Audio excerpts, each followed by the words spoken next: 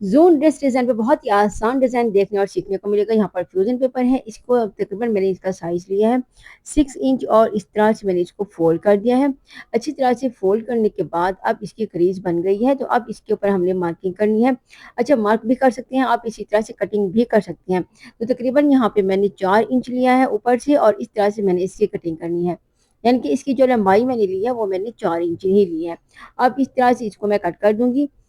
ये देखें इस तरह से मैंने इसकी यहाँ पे कटिंग कर दी है। अच्छी तरह से कट करने के बाद अब इस तरह से फिर से मैंने इसको फ़ोल्ड करना है और फ़ोल्ड करके तकरीबन 1 इंच पे मैंने इसको फिर से कट कर देना है। बहुत ही आसान तरीका है, बहुत ही प्यारा ये एक ट्राउज़र का डिज़ाइन है। आप इसे अपने स्लीव्स के ऊपर भी बना सकते हैं। इस तरह से 1 इंच पे मैंने इस तरह से कटिंग कर दी है। इसको इस तरह से जैसे हम वी गला कट करते हैं ना, सेम उस तरह से मैंने इसको कट किया है।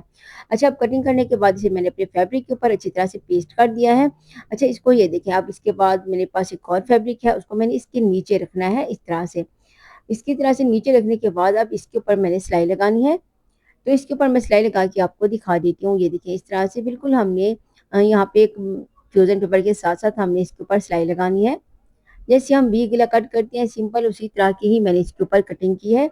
ये देखिए इस तरह से। इसको मैंने अच्छी तरह से सेट कर देना है। सेट करने के बाद इसके ऊपर मैंने इस तरह से सिलाई लगानी है। अब इस तरह से ऊपर से मैंने सिलाई लगा दी है। सुई को हमने इसके अंदर रखते हुए फिर से हमने इसको इस तरह से मोड़ के ना एक और सिलाई लगा दी है। सिलाई लगा के अब इसका धागा मैं यहाँ से कट कर दूँगी। धागा कटिंग करने के बाद इसका जो एक्स्ट्रा फैब्रिक होगा वो भी मैं यहाँ से कट कर दूँगी। अच्छा, सेंटर से हमने एक छोटा-सा जो है वो कट लगा देना है। सिलाई का ख़्याल रखना है, सिलाई के ऊपर बिल्कुल भी कटिंग नहीं करनी। बिल्कुल उसके साथ-साथ मैंने इसको कट कर दिया है। अच्छी तरह से कटिंग करने के बाद ये देखिए सेंटर से भी मैंने एक छोटा-सा कट लगा देना है।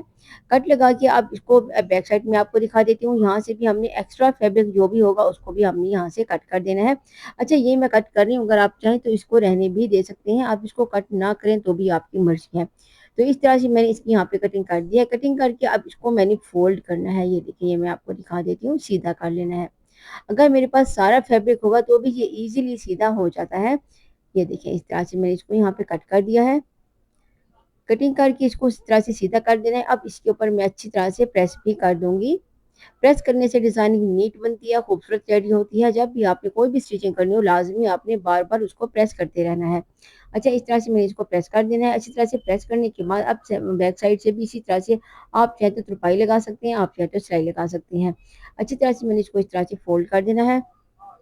ये देखिए, इस तरह से सीधा करके ना इसको मैं प्रेस कर दूँगी। अब यहाँ पर मेरे पास एक और फैब्रिक पट्टी है, 1 इंच की मैंने फैब्रिक पट्टी ली है, उसको अच्छी तरह से इस तरह से मैंने फ़ोल्ड करके इसके ऊपर सिलाई लगा देनी है। अच्छा, ये सिलाई हमने बिल्कुल किनारे वाली नहीं लगानी, एक पाँव की मैंने यहाँ पे सिलाई लगानी है, इस तरह से जैसे मैं आपको दिखा रही हूँ। इस तरह की मैंने 2 पट्टियाँ कट की हैं, अगर आपके पास ज़्यादा फैब्रिक है तो आप एक लंबी पट्टी भी कट कर सकती हैं। तो मेरे पास फैब्रिक कम था इसलिए मैंने यहाँ पे 2 पट्टियाँ कटिंग की है। ये मैं डिज़ाइन बना रही हूँ स्लीव्स और अपने ट्राउज़र के लिए, तो आप अपनी मर्ज़ी के हिसाब से ये पट्टियाँ रख सकते हैं। अगर आप स्लीव्स के लिए बना रहे हैं तो उसके लिए कम पट्टियाँ चाहिए होंगी। तो इसी तरह से आप अपनी मर्ज़ी के हिसाब से डिज़ाइन और उसी के मुताबिक पट्टियाँ बना सकते हैं। तो दूसरी पट्टी के ऊपर भी मैंने सेम उसी तरह से सिलाई लगा देनी है। ये देखें इस तरह से। अच्छी तरह से मैं ये सिलाई लगा के आपको दिखा देती हूँ। ये देखें, सिलाई मैंने इसी तरह से लगा दी है। सिलाई लगा के अब इसका धागा मैं यहाँ से कट कर दूँगी। धागा हमने इस तरह से कट कर दिया। धागा कटिंग करने के बाद ये देखिए पट्टी को मैंने सेपरेट कर दिया है। अब ये मेरे पास जो डिज़ाइन है, इसको पट्टियों को मैंने बिल्कुल जो अच्छी तरह से सीधा कर दिया है, सीधा करके उनको प्रेस कर दिया है, ये देखें। अच्छा, अब यहाँ पर मुझे पट्टियाँ लगानी है, तो पट्टियाँ लगाने के लिए ये देखिए मैंने यहाँ पे ग्लू यूज़ किया है। आप कोई भी ग्लू यूज़ कर सकती हैं, पट्टियों को इस तरह से लगाना है। मैं इसके ऊपर अभी फिक्स कर रही हूँ, तो इसके ऊपर सिलाई मैंने बाद में लगानी है। सारी पट्टियों को मैं इसके ऊपर फिक्स करके एक डिज़ाइन बना लेती हूँ। डिज़ाइन आपने देख लेना है, वीडियो को स्किप नहीं करना। जब आप अच्छी तरह से डिज़ाइनिंग देख लेती हैं, तो फिर आप इसको ईज़ी तरीके से खुद भी घर में बैठ के बना सकती हैं। आप यकीन करें, अगर आप इसी तरह से बना लेती हैं एक बार देख के, तो फिर आप इसको आपके लिए ये वाला डिज़ाइन बनाना बहुत आसान हो जाएगा। तो ये देखें इस तरह से कोई भी आप डिज़ाइन हो, कोई भी वीडियो आप देख रही हो, तो आपने उसको अच्छी तरह से देख लिया करें, ताकि आप डिज़ाइनिंग अच्छे से कर सकें। अच्छा, अब इस तरह से मैंने पट्टियाँ लगा देनी है, इसको मैंने फिक्स ही करना है। आप चाहें तो किसी पेपर के ऊपर भी इसी तरह का डिज़ाइन बना के ना उसको फिर इसके ऊपर फिक्स कर सकते हैं। तो मैंने अपने ट्राउज़र के ऊपर इसी तरह से सारी पट्टियों को लगा देना है। ये देखिए जिस तरह से अब एक दूसरा डिज़ाइन मैंने यहाँ पे तिरछी पट्टियाँ लगानी है, आप सीधी पट्टी भी लगा सकते हैं। तो मैंने बस यहाँ पे हल्की सी तिरछी पट्टी लगा के इस तरह से इसको मैं ग्लू लगा के फिक्स कर देती हूँ। ये देखिए जी ग्लू मैं इस तरह से लगा रही हूँ ताकि सारी पट्टियाँ मेरी अच्छी तरह से फिक्स हो जाएँ। बस उसके बाद मैंने इसके ऊपर सिलाई ही लगानी है, तो ये बहुत आसान है क्योंकि ग्लू ने हमारी डिज़ाइनिंग को, हमारी सिलाई को बहुत ज़्यादा आसान बना दिया है। तो आप भी इसी तरह से आसान तरीके से घर में बैठ कर डिज़ाइनिंग कर सकती हैं। आजकल वैसे भी इसकी जो डिमांड है ना डिज़ाइन वाले किसी भी शर्ट की, ट्राउज़र की तो उसकी बहुत ज़्यादा सिलाई ले लेते हैं। तो आप इसी तरह से खुद बना सकती हैं। तो ये देखिए जिस तरह से मैंने इसके ऊपर पट्टियाँ सारी जो हैं उनको अच्छी तरह से फिक्स कर दिया। अच्छी तरह से ये फिक्स हो चुकी हैं, बिल्कुल भी उतरने वाली नहीं है। अच्छा अब यहाँ पर मेरे पास एक और पट्टी है, पाँचे की पट्टी है। एक साइड से मैंने एक बुकरम लगा दिया, दूसरी साइड से नहीं लगाया और इसको दोनों साइडों से अच्छी तरह से फ़ोल्ड कर दिया है। इसको मैंने अच्छे से प्रेस किया है, तो अब ये देखिए मेरे पास जो ग्लू है उसको मैंने बिल्कुल इसी तरह से बिल्कुल किनारे के ऊपर लगा देनी है। अच्छा ये किनारा मैंने फ़ोल्ड किया हुआ है, तो ये नीट है। आप इसको लगा के ना इस तरह से मैंने इसको सेंटर में रखना है पाँचे को और इसे इस तरह से फ़ोल्ड करके फिक्स कर देना है, ये देखें। अच्छी तरह से इसको मैंने यहाँ पे फिक्स कर दिया है। अब ये कुछ इस तरह से मेरे पास रेडी हो चुका है। अब इसके ऊपर सिंपल सा सिलाई लगाना है, देखें कितना आसान है, मैंने अभी इसको फिक्स ही किया है।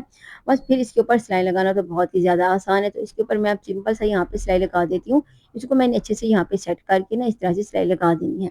अच्छा इसके ऊपर मैंने सिलाई लगा दी है, सिलाई लगा के ना अब ये जो मैंने पट्टियाँ लगाई हैं इनको भी स्टिच करना है इस तरह से। तो इस पट्टियों को भी मैं यहाँ पे स्टिच कर देती हूँ। अच्छा आप ये स्टिचिंग पट्टी लगाने से पहले भी कर सकती हैं और पाँचे की पट्टी लगाने के बाद भी कर सकती हैं।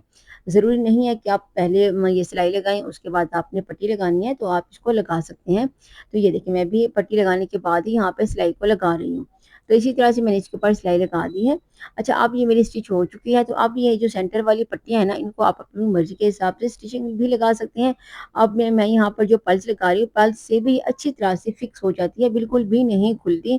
तो आपकी अपनी मर्ज़ी है, आप इसको पल्स से अच्छी तरह से फिक्स कर दें या फिर आप इसके ऊपर सिलाई लगा दें। जब मैं पर्स लगा रही हूँ तो यहाँ पे मैं 2-2 3-3 टाँके लगा रही हूँ ताकि ये अच्छी तरह से फिक्स हो जाए। अब इस तरह से सारे मैंने यहाँ पे पर्स लगा दिए।